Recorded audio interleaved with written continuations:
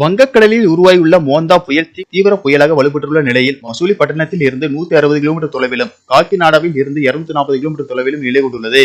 இது இன்று இரவு கரையை கடக்கும் என்று இந்திய வானிலை மையம் தெரிவித்துள்ளது. இந்த புயல் கரையை கடக்கும் போது மணிக்கு 110 கிலோமீட்டர் வரை பலத்த தரைக்காற்று வீசக்கூடும் என்றும் கரையை கடந்த பின்னர் படிப்படியாக வலுவிழக்கும் என்றும் தெரிவிக்கப்பட்டுள்ளது. இந்த புயல் காரணமாக தமிழகம், ஆந்திர பிரதேசம் மற்றும் ஒடிசா மாநிலங்களில் கனமழை பெய்து வருகிறது. புயல் கரையை கடக்கும் நேரத்தில் தமிழகத்தில் பரவலாக சூறாவளி காற்றுடன் கூடிய கனமழை பெய்யக்கூடும் என்றும் எச்சரிக்கை விடுக்கப்பட்டுள்ளது.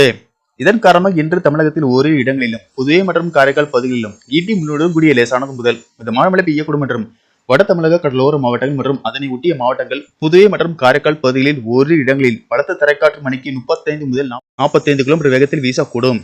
திருவள்ளூர் மாவட்டத்திற்கு மிக கனமழைக்கான ஆரஞ்சு எச்சரிக்கையும், சென்னை, செங்கல்பட்டு, காஞ்சிபுரம், ராணிப்பேட்டை, தென்காசி, திருநெல்வேலி, தேனி, கன்னியாகுமரி உள்ளிட்ட 8 மாவட்டங்களுக்கும் கனமழைக்கான மஞ்சள் எச்சரிக்கையை வானிலை மையம் விடுத்துள்ளது. மேலும் இன்று அடுத்த 3 மணி நேரத்தில் சென்னை, திருவள்ளூர், செங்கல்பட்டு, கோயம்புத்தூர், காஞ்சிபுரம், தேனி, நீலகிரி, திருநெல்வேலி, திருவண்ணாமலை, வேலூர், கன்னியாகுமரி, ராணிப்பேட்டை, தென்காசி மாவட்டங்களில் மழை பெய்யக்கூடும். 29ஆம் தேதி தமிழகத்தில் ஓரிரு இடங்களிலும், புதுவை மற்றும் காரைக்கால் பகுதிகளிலும் லேசானது முதல் மிதமான மழை பெய்யக்கூடும் என்றும் அக்டோபர் 30ஆம் தேதி முதல் நவம்பர் 3ஆம் தேதி வரை தமிழகத்தில் ஓரிரு இடங்களிலும், புதுவை மற்றும் காரைக்கால் பகுதிகளிலும் லேசானது முதல் மிதமான மழை பெய்யக்கூடும். சென்னை மற்றும் புறநகர் பகுதிகளை பொறுத்தவரை வானம் ஓரளவு மேகமூட்டத்துடன் காணப்படும் என்றும் நகரின் ஒரு சில பகுதிகளில் இடி மின்னலுடன் கூடிய கனமழை பெய்யக்கூடும்.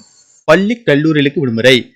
புயல் மற்றும் கனமழை காரணமாக முன்னெச்சரிக்கை நடவடிக்கையாக சென்னை, திருவள்ளூர், ராணிப்பேட்டை ஆகிய மாவட்டங்களில் உள்ள பள்ளிகளுக்கு இன்று விடுமுறை அளிக்கப்பட்ட நிலையில் இன்று இரவு புயல் கரையை கடந்தாலும் கனமழையின் தாக்கம் நாளையும் இருக்கும் என்பதால் இதேபோல் நாளையும் பள்ளி, கல்லூரிகளுக்கு விடுமுறை அறிவிக்கப்படும் என்று தகவல்கள் தெரிவிக்கின்றன.